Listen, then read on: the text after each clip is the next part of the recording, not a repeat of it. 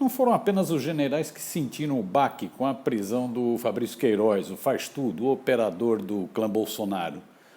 Os caciques do Centrão, os profissionais do fisiologismo no país, também ficaram bem incomodados com a prisão.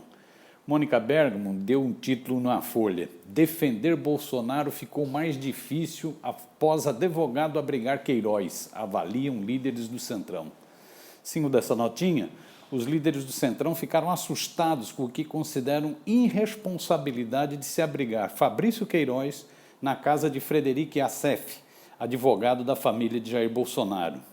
O nível de imbecilidade de Bolsonaro, dos seus filhotes e dos seus milicianos assusta os políticos da direita tradicional brasileira. Para o Centrão, se havia a intenção de acolher Queiroz para que ele não virasse um homem-bomba, que isso fosse feito de forma mais eficiente. Agora, a bomba explodiu no colo de Bolsonaro e criou dificuldades para os recém-aliados apoiarem o governo. Será que o Centrão já ameaça desembarcar do Laranjal apodrecido? No mesmo rumo, e confirmando o balcão de negócios que virou o Laranjal de Bolsonaro, o jornal Valor Econômico, que é dedicado à cloaca burguesa, registra que a fatura do Centrão cresce com a prisão de Fabrício Queiroz. Ou seja, a velha política do toma lá, dá cá vai custar ainda mais caro. Só mesmo os bolsomínios mais abestalhados ainda acreditam na bravata da nova política. Segundo a matéria do jornal Valor, após a prisão do amigo e ex-assessor do senador Flávio Bolsonaro, republicanos do Rio de Janeiro, o presidente deve intensificar a entrega de cargos a partidos políticos do Centrão, de olho na sua governabilidade e também como parte de uma estratégia de defesa que se desenha no núcleo do governo para barrar o pedido de impeachment do Bolsonaro e da cassação do seu filho. O temor do capetão é que Flávio Bolsonaro, o filhote 01, possa se desgastar a tal ponto com mais esse episódio do caso Queiroz que venha a sofrer processo de cassação no Senado, o que tornaria a aliança com o bloco informal de partidos de centro-direita ainda mais urgente. Nesse cenário, a pressão do Centrão por mais postos também está crescendo, como aconteceu com um movimento de partidos para salvar por 2 vezes o ex-presidente Michel Temer de ser afastado. As negociações políticas podem envolver indicações até no Ministério da Educação, informa o jornal Valor. O balcão de negócios ficará mais agitado ainda no Laranjal nos próximos dias. E olha que ele já estava intenso antes mesmo da prisão de Fabrício e da queda do Abraham Weintraub, o fujão do ex-ministro da Educação. No início de junho, o jornal O Globo já havia informado que as negociatas tinham se intensificado no Palácio do Planalto. Aspas, governo já entregou mais de 300 cargos a indicações políticas, relatava o jornal.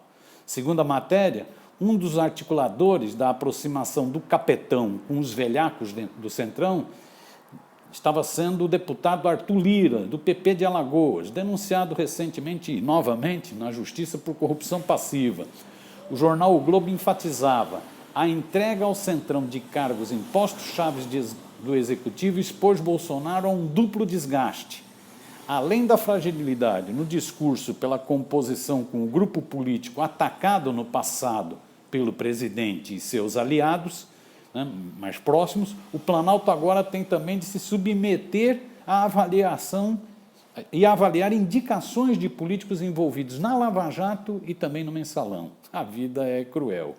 Além da entrega de cargos para se safar do impeachment e para salvar seus filhotes e amigos de outras punições, Jair Bolsonaro também tem abusado no uso das chamadas emendas parlamentares.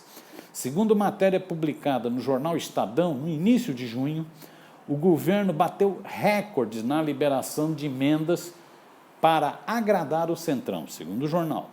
Somente em abril, 6,2 bilhões foram empenhados, quando a gestão se compromete com a despesa. É o maior valor empenhado para um único mês desde 2016, ano em que começou o monitoramento dessas emendas. O montante efetivamente pago também foi o maior para um único mês nos últimos anos, 4 bilhões de reais. Na avaliação do economista Gil Castelo Branco, que é secretário-geral da organização não governamental Contas Abertas, esse recorde na liberação de emendas decorre dos gastos emergenciais no combate à pandemia do novo coronavírus e também da aproximação do Palácio do Planalto com os políticos das legendas que compõem o chamado Centrão. Em abril, os pagamentos mais robustos foram individualmente para parlamentares desse campo. Até então, eles não haviam conseguido maiores liberações.